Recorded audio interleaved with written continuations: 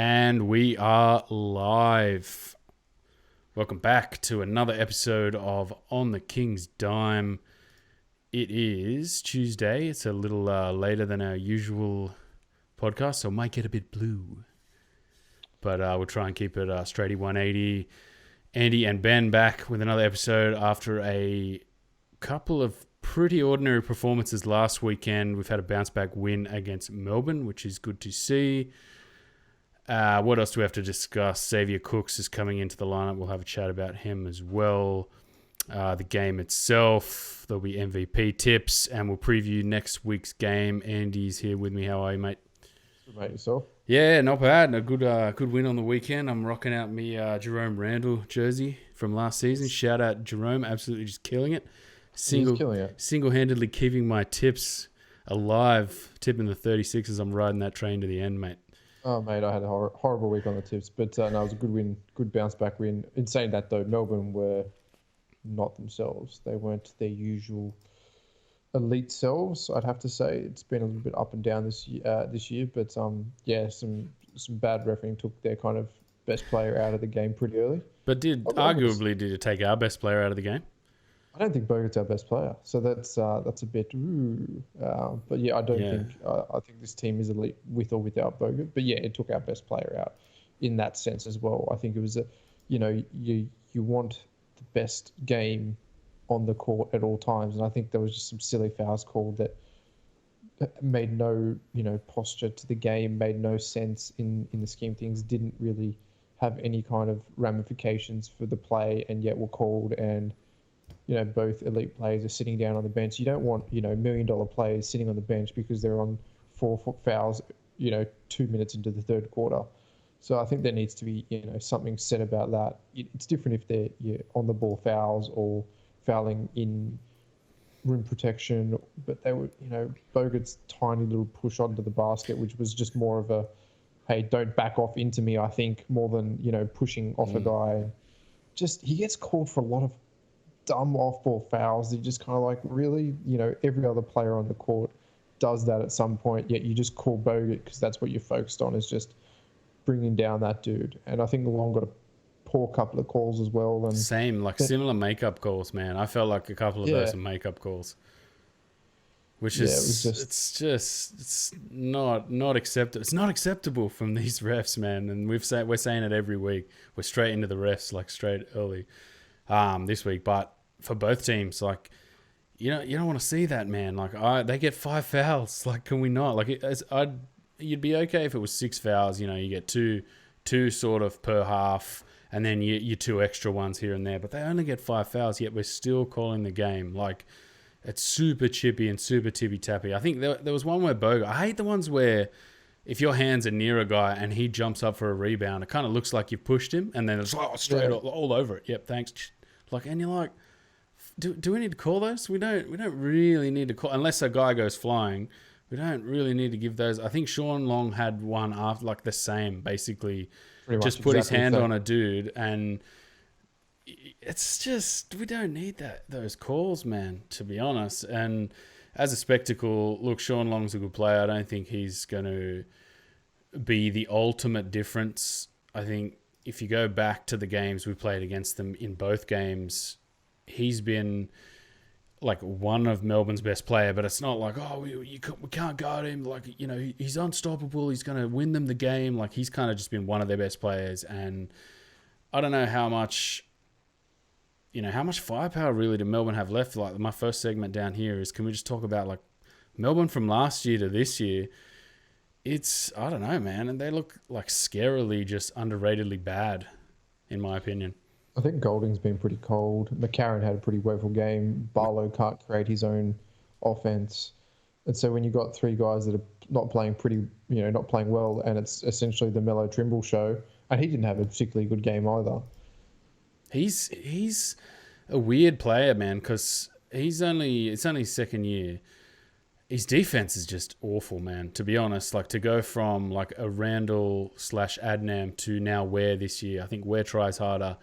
And if you watch the Ware Trimble matchup, like, Trimble can't defend Casper Ware. It's not necessarily like, he owns Mello Trimble. Like, but some of the scheming things and the pick and roll were sort of running like McCarron and Melitrimbo through, and then Sean Long, whenever he gets isolated, just kind of is in no man's land and really not great defensively individually. Like, it's changed this Melbourne team from last year where they were like very, very solid. Boone, yeah, I think Boone was a better defender, and you had Ware as a better pure offensive scorer and schemer. And so it kind of worked. You didn't need Boone to put up 30 points a night or 25 points a night, and you kind of need Long to do that every night, night in, night out to win. I think there's a lot of ISO, and they've built this team as more of a scheme team as opposed to these two players that just work well in isolation. That's why I think it works when they're hot, but doesn't work when they're not.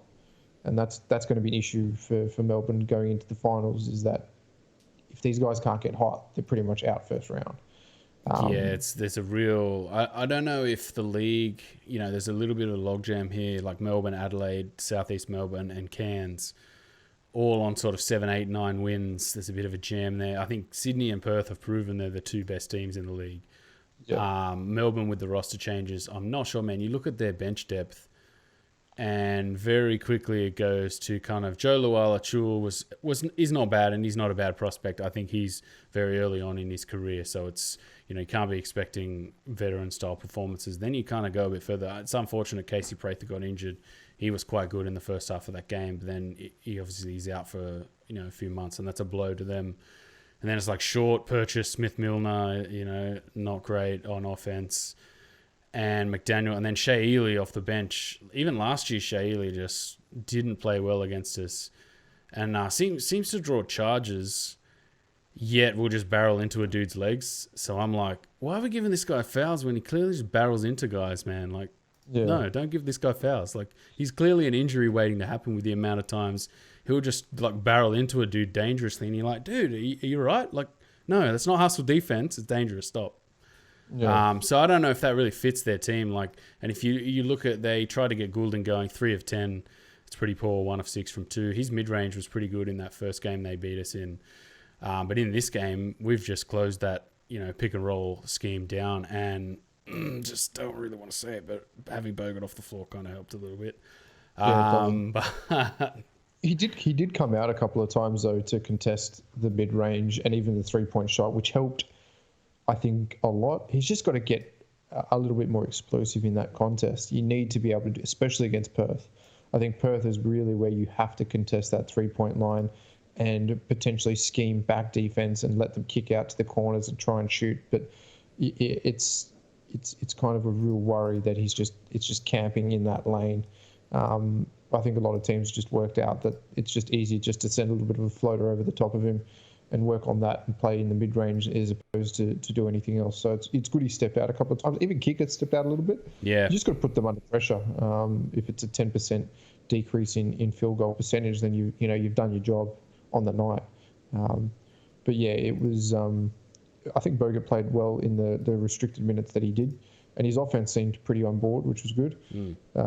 But yeah, it was one of those things. I think that Melbourne's depth isn't really what Sydney's depth is. There's really only Perth that has the depth Sydney does.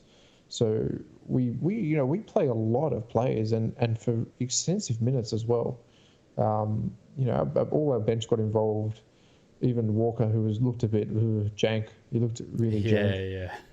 He is a bit jank, man. Like, to be honest, he's an NBL 1 sort of, he's at the top tier of NBL 1 level. And he's been in the league for years. Yeah, but kind of bouncing around. Like, it's not like he's been, a top tier player. No. But I think as a veteran, he's pretty stable though. Like, you know what I mean? Like, as jank as he might look sometimes, in general, he's quite a stable veteran type of presence. Like, he makes the right cuts, makes the right moves, which maybe won't go on a stat sheet or might go on a little bit unnoticed. But I think he's only playing 5 minutes a game, so it's not really that much. It was good to see Taylor and Cooks, kind of interchanging a little bit. Taylor again playing 16 minutes. But back just quickly on Melbourne, like, it's good to see us make Mitch McCarron just a non-factor in this. Yeah. He had a donut in this game. The last 2 games, essentially, we've just taken, like, our size and length now has just taken him completely out of the equation. Whereas last year he was a huge problem for us, like a massive problem. He had oversize on Randall and Adnam, and was just a massive, massive sort of menace to our team. Now it looks like he's playing like, I don't know what I can do here for you guys. Like, I don't even know where I can go to try and get something going to try and, you know, fit into this Melbourne offense. So that's another, like, if we play Melbourne in the finals, I don't know what kind of impact it's going to have. 5 from the field, only 2 assists, and then, you know, I look at this Melbourne team, it's just not the same team. It's not, and I think Ware's a big part of that. Probably gets to back to ours. You know, 26 minutes, 28 points, probably man of the match performance, quite easily by Casper. He looked back to his old self. You know, coming around, shooting off screens, getting to the line, shooting well from the line.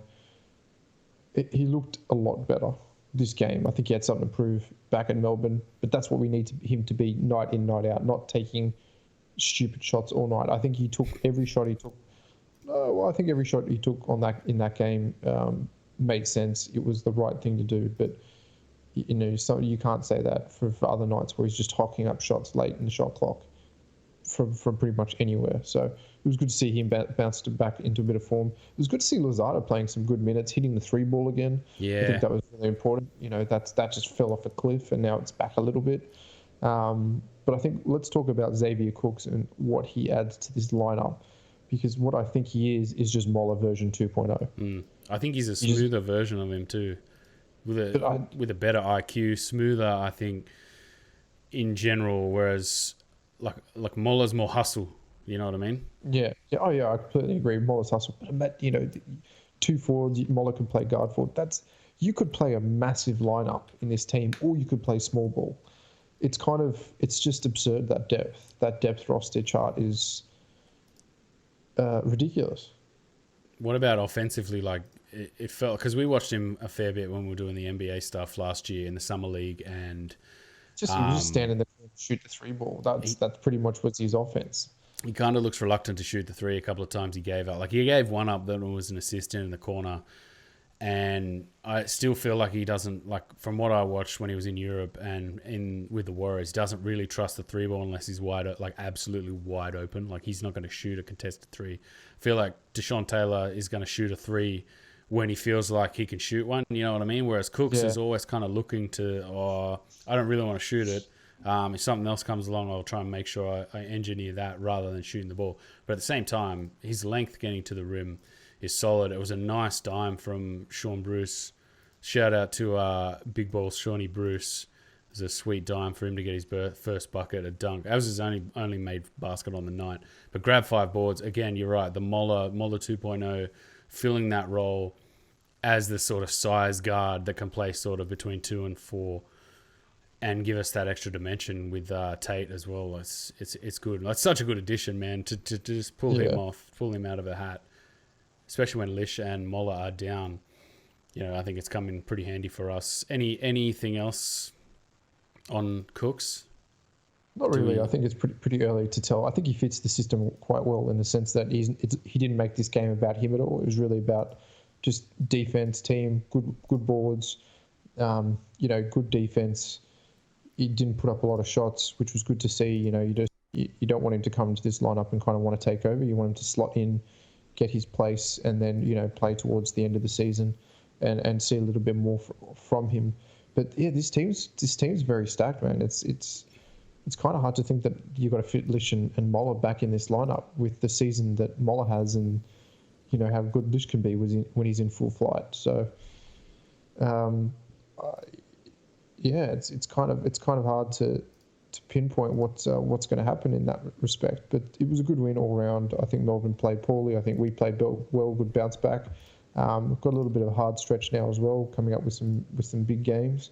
But we've got to put it together, and it's good to see no one playing 30 minutes in this lineup.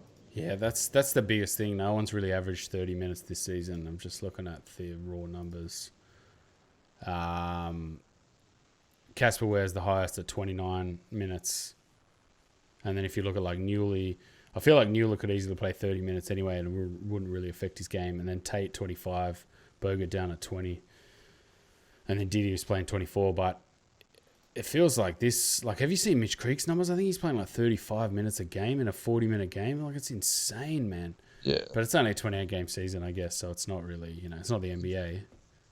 It's not. But that's the other thing as well. I think that Will Weaver's going to have to start ramping up these guys' numbers, getting that deep match fitness. It's going to be kind of a worry if we get to a point where we're behind in a playoff series and, you've got Bogut hitting 30 minutes, Casper hitting 35 minutes, jae'sean Tate hitting 30. Are these guys going to be match fit enough? That's my question, playing in this kind of rotation. Because you'd imagine the rotation would be shortened significantly for the finals. Or is it just going to be Will Weaver's style and just play it how he's played all season? Well, how short can we shorten this rotation? I mean, you can take the 5 minutes off Walker, Hutchison, Hunter playing basically 2.5 minutes in garbage time. Sean Taylor, you'd probably get rid of his minutes. Well, how would you really? You couldn't really flex those minutes around due to the fact that we only have one center, really, unless you're going to play Hunter 5 of those minutes, if you know what I mean. I mean, Kickett played 20 minutes. Shout out to Kickett. He played really well in this game as well. Veteran presence, stepping up for Bogut too, which was a big thing for him. In the post game, I was telling you before we started, I was listening to the post match, and Will Weaver sort of going, shout out to Kickett's defense. He's easily one of the top 4 defenders in this league as a center, and I kind of went, really? That kind of went, whoa, hang on. No, I don't know if I'm buying that, but shout out to him, man. He's been a really good veteran this season. He's had a few lean games. Definitely had to sort of step in as a supplementary player to this team. Like it's a hard thing for a guy at his age to kind of find his own role, but he's found it really well. Shooting some nice trail threes. He's put post Kickett away, which we've said on numerous occasions. He's tucked that back in the bag. Shoot those trail threes. What did he have? 2 or 5 from 3. 7 boards, which was good. Like, he was grabbing the ball, grabbing rebounds, and he says he had 3 blocks. Do you have 3 blocks? I don't know when. Wow, I know Xavier Cooks had 1 on McCarron, which was pretty sweet. But I don't remember him having 3 blocks. I don't think we've seen any games where Kickett's had more blocks than Bogut in the last two seasons. So shout out for that. They're recorded. They're on the stat sheet. Then no one's ever going to take them away from him. So for sure. Officially printed, yeah. And then anyone else we need to shout out? Surely we need to shout out Big Balls Shawnee Bruce. Man. Man, does he look like size-wise like he's a little bit bigger as a guard? He's probably 6'2", I reckon. I think he's about the same height as McCarron, man, about the same size. Whatever height McCarron is, I think he's 6'3", isn't he? 6'2", 6'3"? 6'2", 6'3". He feels big, man. I was watching him in this game just thinking, man, like, I don't remember him being so big. And he was he was chirping McCarron, I was saying to you. Like, there was a few times a few of these guys, Kickett was chirping McCarron, and then Cooks blocked him and had a huge sort of like reaction to that. And then a few times Sean Bruce got knocked to the ground, got up and sort of got in McCarron's face. So I wonder if it was a concerted effort to kind of, put him off his game. But it's shout out to Bruce anyway. He's been playing superbly the last... he's the whole season, man, to be honest with you. Yeah, he just fits this team absolutely perfectly. I'm looking at his plus minus here. I got a stat that'll blow your mind. 27. Second in plus minus this. Yeah, so plus 27 against Melbourne, but in total this season he's second, plus 84 this season behind Didi, who's plus 96. Listed height 6'3", so decent size. Yeah, size guard. When you consider last year we had Adnam, I think was 5'11", was he, or 6 foot in shoes, and then Randall, who I think was 5'9", 5'10" in shoes. It's great to just have, Didi at 6'5", Xavier Cooks, I think 6'7", he's listed at 6'7", Moller, who's 6'9", and then you got Sean Bruce, who's 6'3". Like, there's no respite in this team to get smaller guys to bounce on. But back to my stat that'll blow your mind. Sean Bruce in his last 7 plus 71. Jesus. Yeah, in his last 5 plus 39. That's the highest in our team in the last 5 games. So coming off the bench and having a huge impact. Man, shout out to him, because he was just a guy that was like, man, what's this guy going to do? Like, we've got Didi, we've got Casper Ware. Who knows if this guy's even going to have a role in this team, but he's come into this team and just been absolutely fantastic. Given veteran veteran presence as well at his age at 29. You know, he's been well liked in this team, which was good. Brad Newley still kicking on. Sorry, mate. I was definitely going to say it's going to be hard to keep Sean Bruce here next year when he's obviously coming off a big injury, and that's why he was kind of called up at the last minute and given a place. But with the season he's having, there's no reason why he couldn't be, a starting two-guard on any team in the league. You know, shooting that three ball exceptionally well, playing defense, well-sized. You know, we're just lucky enough to have him coming off the bench and playing some good minutes. How much does it feel like every time he's set, shoots a three, just like it's going in? It's going in, and it's just he doesn't need to be high volume. It's just he's open, or he's trailing, or he's gotten to a good range, and it's boom. He has to be. He would have to have one of the highest percentages in the league. That's a good question. Let me just check my raw numbers here again. That's a good question. My own concocted raw numbers: 70.4% from two. 42.2% from three. I think Robertson was over 50% at one stage, but he's come back a little bit. Apart from that, Kickett's shooting at 42%. Ware 30%. Oof, but high volume, so it's not too bad. Anyone else we need to shout out for this game? Tate played again, a couple of charges, another sort of masterclass on Barlow, basically taking him out of the game. His size just is a handful for Barlow. Barlow just can't handle him at all. He had a nice finish where nice split pick and roll off, I think it was it Ware, I think, dished him up and then just hits Barlow on the spin, just lays it in over him. And you're just like, how can you just take 250 pounds like that? Like, bang. Like, I don't know many people in this league are going to be able to take a hit from Tate. His glass work is pretty phenomenal. Like, his finishing around the rim is probably some of the best I've seen in the world, I would have to say. Even watching a ton of NBA games, his finishing around the rim is probably superior to most NBA players. And for his height and size, probably the best in the world, I would say. It's just a baller. Such a pleasure to watch him, man. Pleasure to have him too. It's such a steal, underrated steal-like player to bring him in. Whereas a similar situation, no hype, no. I wonder if the RJ Hampton and LaMelo Ball kind of hype train went that way, and then we were just like, no, we got Tate, it's all good. You know what I mean? Like, nobody really. And that, I feel like that suits his personality as an underdog, man. Because a few times he's dragged us in through games just single-handedly, and then in this game, he's the anchor in terms of intensity. And as soon as you see guys see him make plays defensively, it just sparks this team, and everyone's like, they just like feed off it. It's great to see him playing well. Brad Newley, old warhorse again.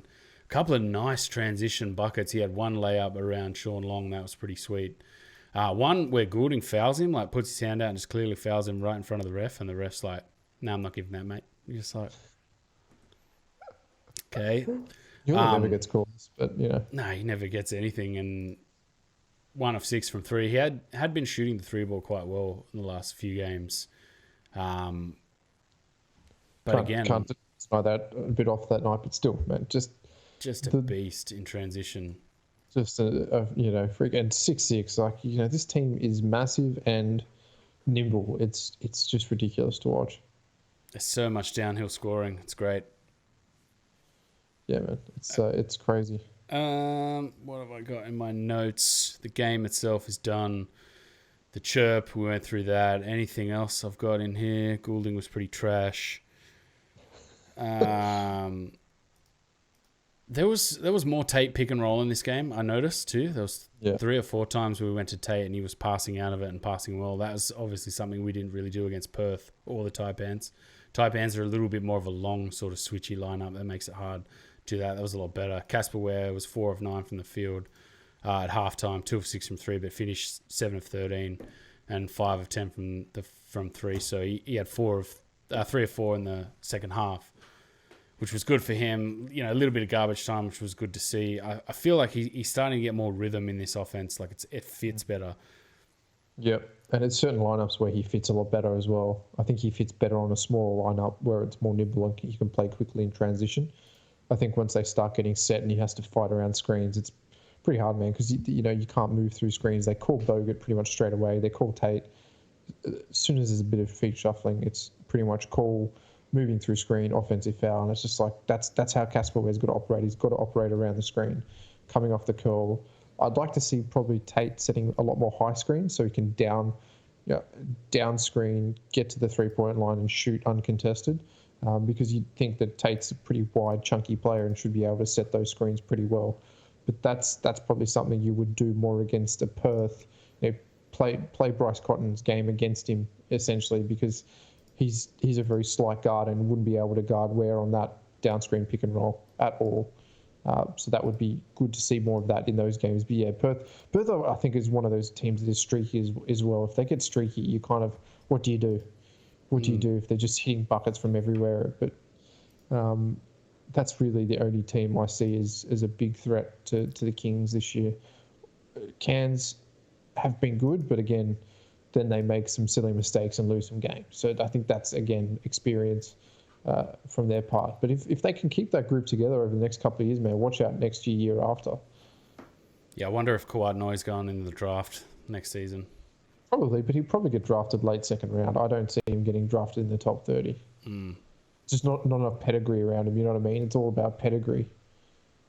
He looks probably the most likely to be drafted, really, to be honest. But again, this, like, our team, I wonder if we can run a little bit more where we misdirect Bogut and then throw Brad Newley and Tate to screen for Casper. Like, that's, I think, what we're going to see sort of towards the end of the season. The next evolution of this team is that high screen, but instead of Bogut setting it, you're going to see Tate or Newley, like the two sort of bigger guys. You're able to kind of misdirect with that and then throw it to Bogut to create something. Like, we haven't really seen that evolution of this team. There's been a lot of just dumping it into Bogut and then everyone runs around, and that works sometimes. It works, doesn't work other times. And then the other sort of offense to go to is Casper Ware, just basically roll the dice on whatever he feels like running. There's a lot of sort of drive, and with downhill options they can kick and swing the ball and kick it around. So I wonder if we're going to see a little bit more screen action that we saw against Melbourne, which kind of diced them up. And remember in that game we won at home where Will was basically like, yeah, as soon as we run them in any sort of body action, they flop a lot more. And they just seemed like they just didn't want to try. Like, it was just, I don't know, it was a bit of a weird performance from Melbourne. I don't know if they were playing rope-a-dope a little bit, sort of playing, we'll see you in the finals and up the intensity. But I still feel like this Sydney team's got a lot more weapons to throw at them this year.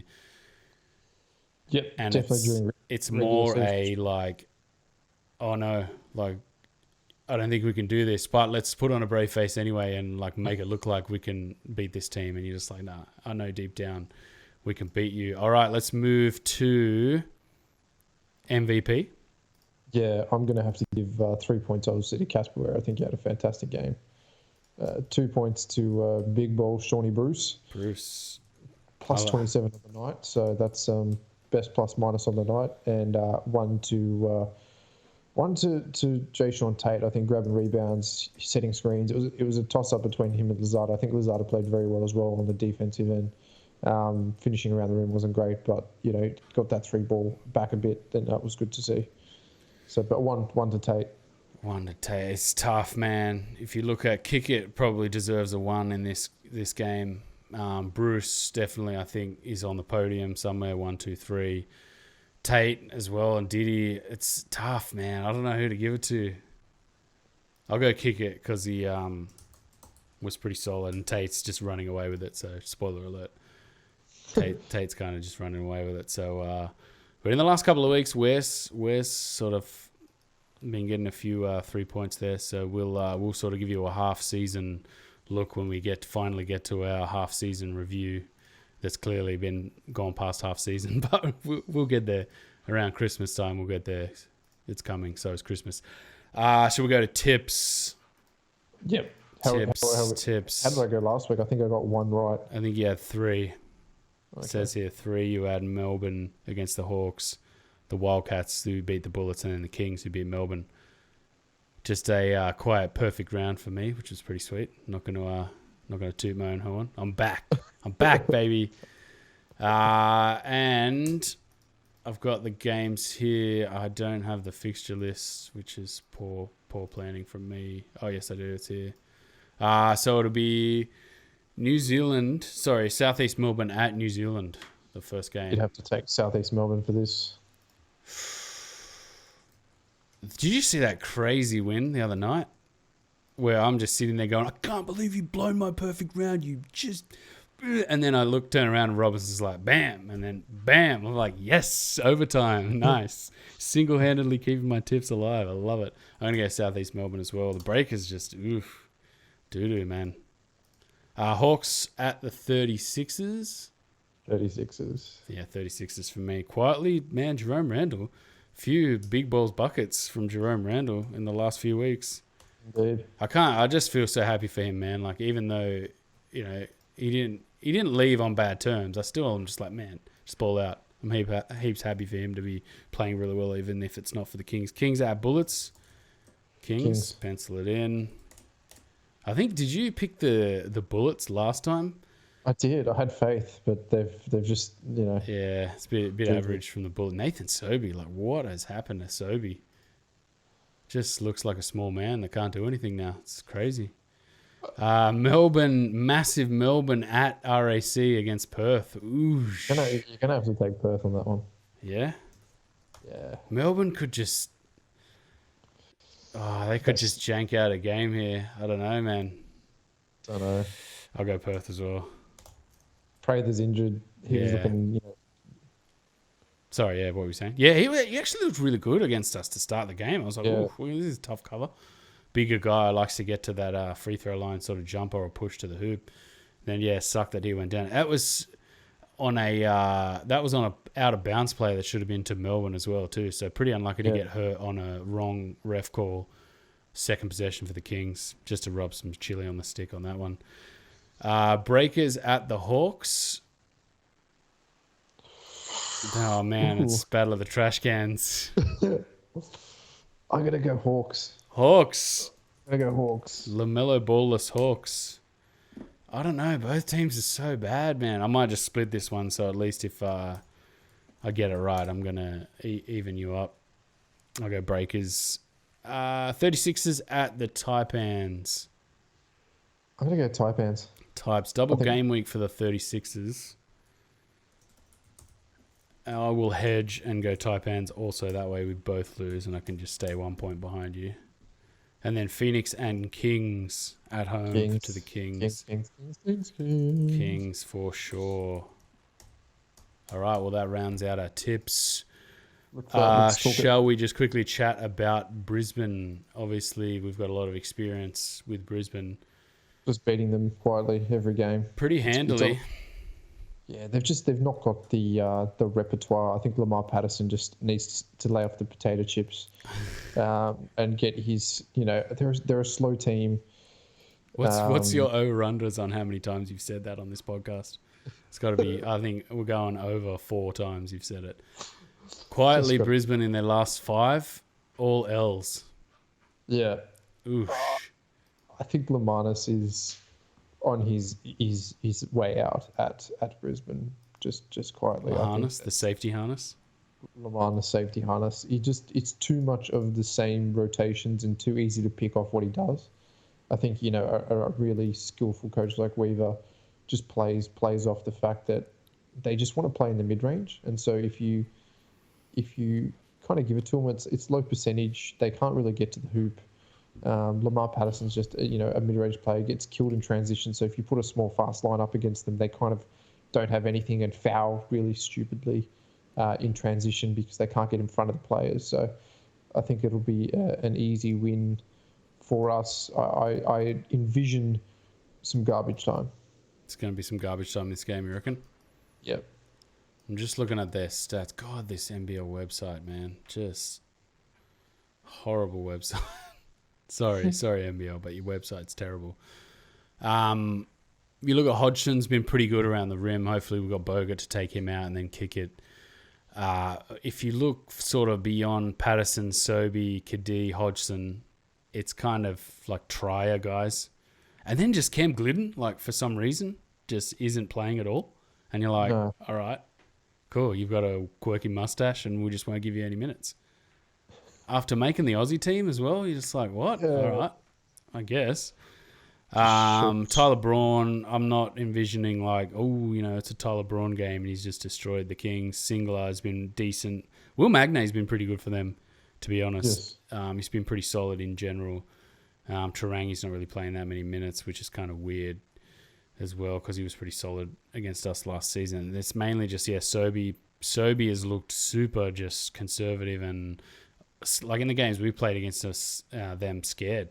To me, it's like... Especially against Lazada. It seems like that Lazada matchup just he's like, ooh. And then if you look at, we've got Cooks and Bruce, who's, I think, bigger than him. Like this, it's like for a few of these teams, it's like the lineup's gone from turning up against the Kings, sweet, got a couple of... no, there's 6'5" guys now. Like, looking around like, no, there's some bigger guys here. I don't know if I could score over these guys. You're just hoping Lamar Patterson does a DJ Newball that is sort of for cans. He's just shooting him out of some holes. Yeah. And then Kadee as well has looked like, I'm threatening to get hot, boys. He's almost like the poor man's Delhi. He is a little bit. That's a good call. But he's in a few of the games against us, a couple of the games against us, he's been, I'm threatening, boys. I'm 2 of 3. And then you're just like, yeah, but we didn't hear from you for the rest of the night, Jace. What about I just went home for sleep? It's all good. And you know what I mean? Like, it's been like, here comes Jason Kadee. And then you're just like nothing after that. You're like, okay, cool. So I don't know, man. That's going to be, I think it's always a tough game in that Nissan Arena. That's a nice arena, man. Have you seen that? Like, I saw a wide shot of it with the balcony there. Like, it's just like, you could just go and stand like, 10 meters above the rim. Like, about 12, I think 16 feet above the basket. You can just kind of look down, drink a beer, looking down over the court. It's pretty nice there. It's the old netball arena. I've been there a few times when I was living up there. So I don't know, not a fortress really for Brisbane. No, it's not an RAC for Perth. And then the Phoenix, man. What do we? This is going to be the tough game, I think, for a little while. You've really just got to kind of shut down Robertson. I mean, Krieg's going to do what Krieg does best because he's a fantastic rim player and he's a good defender. But you just got to shut down Robertson. And Ben Madgen's just been crook. Quietly, he's been shooting the ball a little bit better, but going from like, flaming bags of doo-doo to, okay, he's now at Moller standards. The bags are not on fire now. At least the bags have been put out before he's hurling them. Nice. I don't think their roster has enough. Like, you look at Pinot and Adnam is another sort of not quite good enough as bench guys. Good bench guys, but not quite like good enough to beat a team like Sydney. Ben Madge is going to have himself a game. He's been a little bit better. Ty Wesley's back. He fouled out. I think he's fouled out twice since his return, or maybe just once. Maybe it's twice on the season. Did he even play in the season? But yeah, for a team that's just come into the competition, I think they're playing really well and playing some really interesting basketball. Yeah. But I think they're probably one import away from really challenging. One import. I think they've got some good young talent, but they're probably an import guard away from really challenging the league. I think they've got enough in Mitch Krieg. They're probably, and that import's probably going to need to be a centre. I mean, Dane Pinot is probably a great backup. I mean, he's probably in candidate for most improved player. Again, under Andrew Gaze, anyone's a most improved player. Well, that's the way he plays. It's just terrible. Yeah. So he's candidate for most improved player, but I think they really need a rim protecting centre in that lineup who can stretch the floor, give Robertson room, and let Mitch Krieg, play in the paint. Playing that little back down mid-range role, which I just don't think they have. So that'd be interesting next year if they can kind of get that player out here and do that. I mean, centers are kind of hard to come by in this day and age. It seems like even in the NBA, there's really just a couple of elite centers and all the rest are just like rim protectors that can't shoot the ball, just dunk spot specialists. Funnily enough, there's kind of a pretty good array of centers at the moment. If you look around, what's Perth centre that's kind of useless? Dario Hunt. Yeah. Pretty average. Then you look at, we've got Bogut, Kickett, not bad. If you look at Hodgson's been pretty good for Brisbane. Griffin's been quite good. then Long, obviously, I'm not a huge fan of Sean Long. I think defensively, you lose too much upside. You lose the defensive side for offensive upside, basically. And he's shooting threes now. I'm like, just stop shooting threes, man. Like, you going 2 or 4 a game, but only having 17, 18 points. It's not economical, dude. Stop shooting threes. I think the more times Sean Long shoots the 3 is the more times that Goulding doesn't shoot a 3, and that's like, sweet, I want that. And then who else around the league have we got? Boone. Boone's been playing okay, but he's just a bit meh. And then Oliver, man, quietly just stroking the 3 ball quite well. He's one also that I'm like, yes, please shoot more 3s, but he's been making them a little bit recently. So, and then man, this Phoenix team, it's fun to watch team. It's hard to be. There's no rivalry there yet, obviously, because they're a brand new team. But it's hard to be upset at that team. They just play so free, just so exciting.